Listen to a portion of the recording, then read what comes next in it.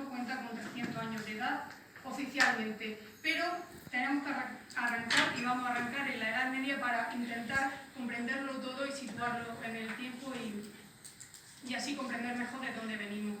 Bien, como todas y todos sabéis, la Edad Media comprende un periodo desde el siglo V, desde la caída del Imperio Romano, hasta el descubrimiento de América en el siglo XV. Bien, ¿y por qué es importante situarnos en este momento? Porque aquí se va a forjar la raíz de la cultura cristiana. Va a ser una época de muchos cambios, de mucha transición, donde va a haber muchos gobiernos, muchos estilos de vida diferentes y donde se va a empezar a asumir en la oscuridad el papel de la mujer. Va a ser una sociedad potencialmente misógina, donde la Iglesia y la religión va a diseñar la forma de vida de sus fieles, que en este momento va a ser toda Europa, ¿no? Como digo, la Edad Media va a ser una época oscura, porque también las catástrofes no se entendían, las enfermedades no se entendían, entonces todas las desgracias, toda esa explicación era de una manera, se la achacaba a la ira divina, ¿no? A Dios en este caso. Bueno, y después se le va a empezar a culpar a la mujer de todas estas desgracias. Gracias también al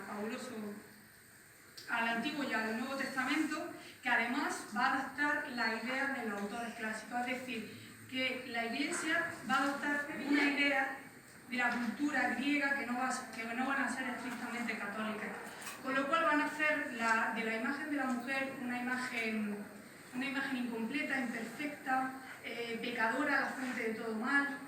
Entonces, pues, tenemos que tener en cuenta que en esta época y a lo largo de toda la Edad Media, la Biblia y todas las escrituras sagradas va a ser la única fuente de información, la única fuente de conocimiento, de saber y también la única versión oficial de la historia del mundo. Con lo cual, el mensaje principal y por ende la imagen de la mujer que se va a proyectar, pues va a ser universal, digamos, ¿no?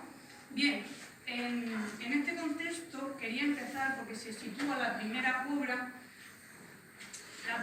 escrita por una mujer que se llama La Cité de Dame, que la escribe Cristiana Pinzán, una autora italiana, pero bueno, se traslada muy jovencita a Francia, con lo cual se va a nutrir de las ideas también de las francesas. ¿Y por qué es importante esta obra? Porque se sitúa en el inicio de un debate literario y académico que se va a llamar La querella de mujeres, que tuvo lugar a lo largo desde el siglo XIV al siglo XVIII, ¿no? Y va a surgir por primera vez en la defensa de la capacidad intelectual y del derecho a la educación de la mujer. Bueno, este debate literario pues, se va a manifestar en tertulias, en la calle, en cafés. Entonces Cristina de Pinzán lo que hace va a ser una ciudad alegórica, una ciudad metafórica, donde va a ser un refugio para las mujeres. Ella utiliza mujeres ilustres de la historia, como la Virgen María o Safo de Lesbos, de la mitología griega, para defender a las mujeres de esos argumentos misógenos de la historia, de la época y de los autores clásicos. Y lo va a defender de una manera de la que nunca se había defendido, es decir, a través de conceptos como la razón, como la igualdad, como la justicia. Pero no voy a entrar tampoco en la vida de las mujeres de la Edad Media, pero si os interesa hay un libro muy bueno que se llama Calibán y la bruja, que lo recomiendo, de Silvia Federici, que está muy bien. Donde sí me gustaría empezar, y va a ser el origen de todo, y ahora lo vamos a comprender, va a ser en las guerras de religión. ¿Vale? ¿Qué fueron las guerras de religión en Europa? Fueron guerras de fe entre protestantes y católicos. A todo esto de la reforma de Lutero, de la reforma del protestantismo, etc. Entonces, van a ser 120 años de guerra muy crueles, muy sangrientas, donde, bueno, Europa estuvo a punto de irse, de destrozarse o de destruirse en dos ocasiones, uno en la peste negra y el otro con las guerras de religión en el siglo XVI. ¿Y cómo van a terminar estas guerras de fe? Con una profunda crisis de valores, es decir, que la religión se va a caer. Entonces, hay que recordar que la religión cristiana, como digo al principio, va a oprimir sin duda desde el nacimiento de Jesús a la mujer, y donde, ya os digo que es una sociedad profundamente creyente, profundamente religiosa, donde el idioma común de la gente es la religión, donde hay una Biblia que es la ley social, que organiza y rige la sociedad. Entonces, si la religión se nos cae prácticamente la historia que había formado hasta entonces Europa en este caso, ¿no? Bien, pues esto se va a saldar o va a terminar con la Paz de Westfalia, donde se reconocen las tres religiones, la católica, la luterana y la calvinista, en 1648. ¿Y qué es la conclusión que se saca? Bueno, pues la conclusión es que si la religión no vale, hay que inventarse otro nuevo modelo para sobrevivir y organizar de nuevo la sociedad. Bien, pues, ¿qué consecuencias tuvo esto? Pues va a ser la entrada de la Ilustración. O sea, una vez que la religión se nos cae, esa bisagra, porque siempre el movimiento feminista, y ahora lo vamos a entender, utiliza siempre un detonante, este va a ser el primer detonante del movimiento feminista. Entra la Ilustración y con ella las ideas nuevas de Europa, conceptos como razón, donde la razón se impone a la fe, donde el conocimiento es más válido que la fe divina. Entonces, aquí aparece la explicación científica por primera vez en la historia, deslegitimando el discurso religioso.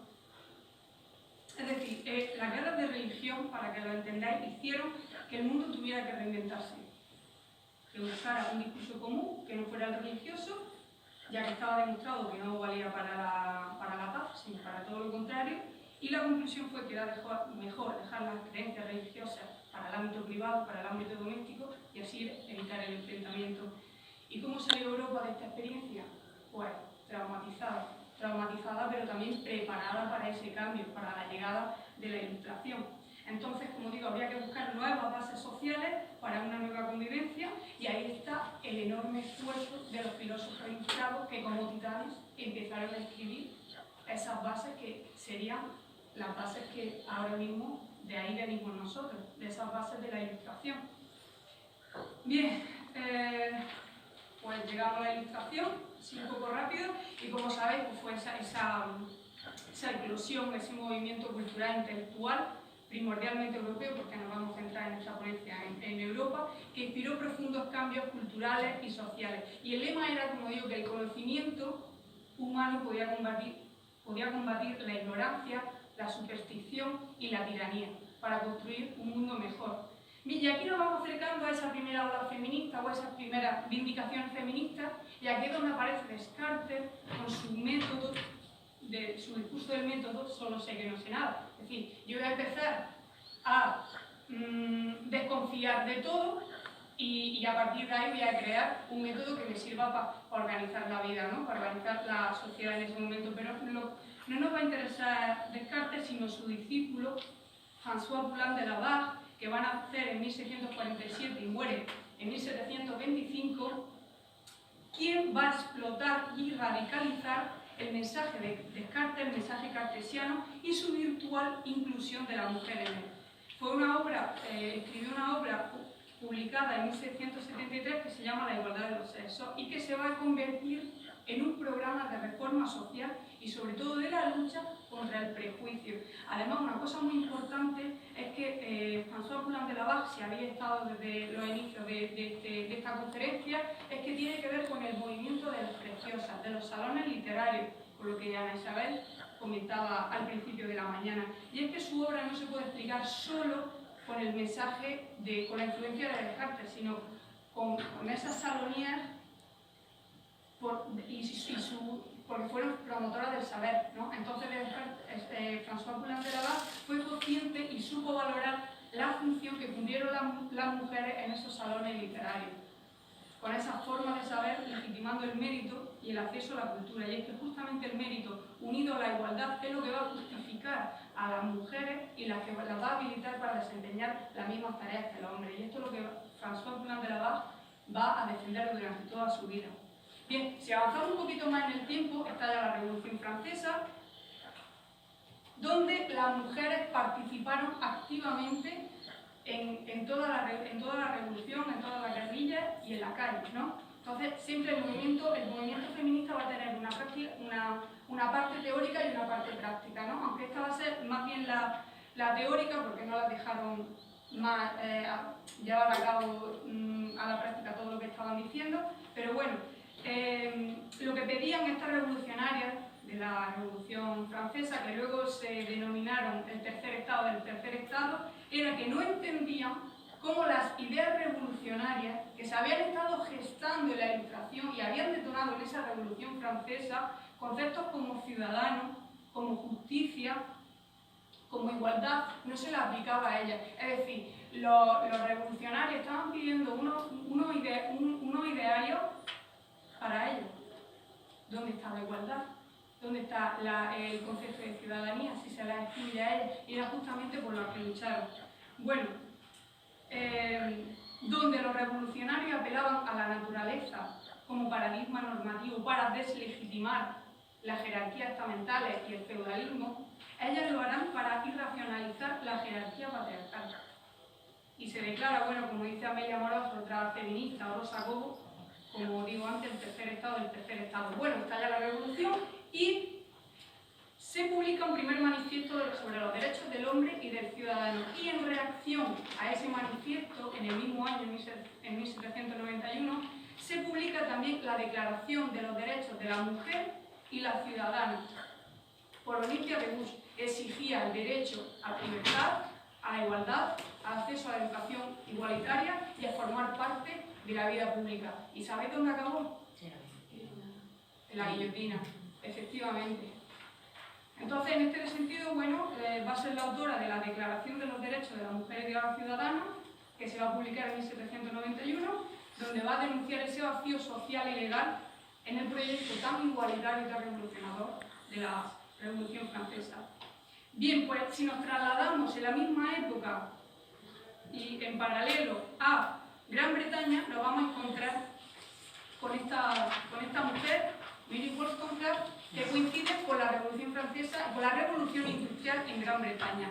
Y de esta escritora va a brotar una doble y firme condición. De un lado, desde el punto de vista epistemológico, ella creía que lo que creía de verdad en la existencia de una razón repartida entre todos los seres humanos. Todos los seres humanos tenemos la capacidad de raciocinio, incluidas las mujeres. Y de otro, desde un punto de vista político, en la creencia de que la igualdad es el lugar en el que desemboca cualquier razón moral. Bueno, es importante hablar de esto porque la operación que hace Mary Wollstonecraft, como lo testifican varias feministas, consiste en aplicar los criterios de universalidad de la razón y los derechos naturales de la mujer con el fin de poner en evidencia la incongruencia de la Ilustración patriarcal. O sea, fue un movimiento que venimos de ahí, de todos los conceptos revolucionarios que hoy en día se conocen, pero al final había mucha incongruencia, ¿no? No era una justicia radical que incluyera también a las mujeres. Y con eso pone la base firme al feminismo moderno. También, y me gusta mucho porque ataca a los libros de conducta, a los libros que escribían los católicos, los curas, los pastores, y reclamaba una sola educación. Y en esta época era el tiempo en el que Rousseau publicó su libro Política, y en el que hablaba de la educación de Emilio y de la educación de Sofía, en la que él exigía y se daba por bueno que hubiera una educación diferenciada, porque Sofía es por naturaleza, por ser mujer, naturaleza inferior a Emilio, con lo cual va a tener un lugar social inferior y subordinado, ¿no? Entonces aquí lo que hace Mary es denunciar que la naturaleza de la que habla Rousseau no es natural, sino que él mismo se lo ha fabricado y lo dice tal cual. Y así lo que hace es desmontar la teoría de Rousseau con su misma hipótesis, ¿no? Como dato curioso, si lo queréis saber, la hija de Mary Wollstonecraft va a crear, es la autora del libro de Frankenstein, que ha salido también la peli ahora. Bueno, entonces tenemos un primer feminismo que va desde la publicación de la obra de Poulain de la Barre hasta la publicación de la Vindicación de los Derechos de Mary Wollstonecraft. Unos 120 años de feminismo, el feminismo ilustrado. Y este fue el más difícil, porque lo más difícil siempre es salirse del cuadro, ¿no? Bien, si avanzamos un poquito más, después tenemos en el siglo XIX, que acabó siendo el sufragismo, la segunda gran ola que fue la que ganó casi todo lo que tenemos. Derechos educativos, plenitud de derechos sociales, derechos políticos, y este feminismo se presenta como un detonante, como todo. ¿Y cuál va a ser este detonante? Estamos en el siglo XIX, 1800, Nos vamos a situar en 1840, que es donde se celebra por primera vez en el mundo la celebración en Londres de un congreso anti-esclavista. Entonces la delegación americana va para allá y en esa delegación hay 4 mujeres, se presentan en Londres, empiezan las reuniones y directamente no las dejan participar. Y dice Nuria Varela que las siguen, todos estos encuentros, estas reuniones las siguen detrás de una cortina. ¿Cómo vuelven a Estados Unidos? Humilladísimas, indignadas. Y ahí cuando hay una toma de conciencia y se dan cuenta de que luchar contra la abolición esclavista está bien, pero por ellas mismas, por sus derechos, más todavía. Bueno, entonces, todo eso, toda esa toma de conciencia confluye y desemboca en la Declaración de Seneca Falls en 1848 o la Declaración de Sentimientos, así las llaman ellas. Entre las que destacan van a ser Lucrecia Mott y Elizabeth Cady Stanton. Y va a ser la primera convención sobre los derechos de la mujer en Estados Unidos. Y lo que van a denunciar prácticamente es todas las restricciones, sobre todo políticas. Y lo que van a luchar a partir del siglo XIX va a ser por conseguir el derecho al voto, al sufragio. Bien, entonces realmente esta declaración de Seneca Falls, que no se escucha mucho, se escucha más hablar sobre el manifiesto comunista de Marx, pero realmente esto, quien lo conoce, es un hito en el feminismo internacional, porque va a ser uno de los programas feministas y el programa de fondo de todo el sufragismo. Entonces, lo que hacen a partir de este momento van a ser movilizaciones continuas para conseguir el voto, y lo van a conseguir en Estados Unidos en 1919. Bien, si nos trasladamos a Inglaterra en esta misma época, venimos de Londres, pero nos vamos otra vez allí, nos vamos a encontrar con un señor que a mí me gusta mucho, que se llama John Stuart Smith. Este hombre es importante porque fue político y ocupó un cargo en el Parlamento. Publicó en 1869 El sometimiento de la mujer, en el que criticaba el rol femenino dentro del matrimonio y la grave necesidad de cambio legal que requería. Entonces, escribió este libro que luego fue traducido por un montón de países, por un montón de traductores. Aquí en España se tradujo en 1980 por Emilio Pardo Bazán. Y el rol predominante de esta obra, como digo, es que caracterizó la situación de la mujer como un obstáculo para el progreso de la humanidad. Y lo que él pedía fue una reforma institucional para conseguir primero el voto. Y como digo, como estaba dentro del Parlamento y era político, introdujo en su programa electoral esta reforma y incluyó el sufragio femenino dentro de este programa. Y las inglesas lo van a conseguir en 1919 como la de Estados Unidos. Bien, además de las sufragistas, hemos heredado su método de lucha actuales: manifestaciones, panfletos, reivindicaciones, huelgas de hambre, encadenamientos, todo eso viene de ahí. Por eso cuando vemos en la tele las feministas inglesas nos parecen tan radicales, porque vienen de esa historia que tienen desde el siglo pasado. Bien, siguiendo esta misma línea, nos vamos acercando a final del siglo XIX, principios del XX, y aparecen unas mujeres muy raras. Y van a ser estas. Claro, los hombres se habían acostumbrado a las mujeres débiles, domésticas de la casa, y ya no sabían cómo tratarlas. Es decir, ahora empiezan a trabajar y ahora se plantean nuevas preguntas, tipo, ¿qué tipo de trabajadora es una mujer? ¿Qué salario debería cobrar una mujer? ¿Podrían cobrar lo mismo los hombres y las mujeres? Y aquí, en este periodo, va a destacar Flora Tristán, porque va a publicar en 1842 La Unión Obrera. Es decir, un primer proyecto de una internacional de trabajadores donde reivindica el papel de la mujer y su inclusión en el trabajo. O sea, va a ser una crítica también a la situación, en este caso salarial, de la mujer. Bien, durante el principio del siglo XX, ya nos vamos acercando a nuestro tiempo, en la Primera y la Segunda Guerra Mundial, pues había cientos de mujeres revolucionarias, ¿no? Que no solamente lucharon por la liberación, sino contra toda injusticia. He puesto algunas fechas que me parecen una de las más importantes saber, como que el primer país europeo en el que se concede el voto a la mujer es Finlandia, en 1906.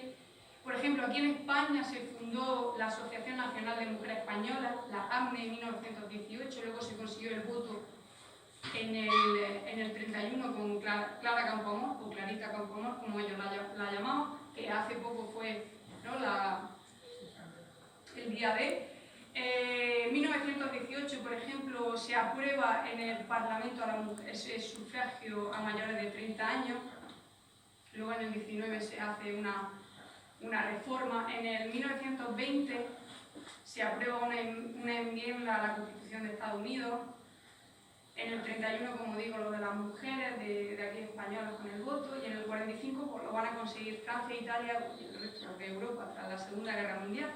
Bien, y cuando se pasa la Segunda Guerra Mundial y parecía que el feminismo se iba a venir abajo, aparece Simone de Beauvoir con ese segundo sexo, y con ella la tercera ola del feminismo, que es la que vivimos en ella, ¿no? Bueno, pues de esta filósofa que voy a decir, lo ha hablado antes María Luisa, ¿no? Con su obra, que es lo que... Alicia, vale. Inaugura el carácter interdisciplinar del feminismo. A ella habla de la mujer desde todas las perspectivas posibles, desde la historia, la psicología, la antropología, etc. Y crea más que una obra, es una obra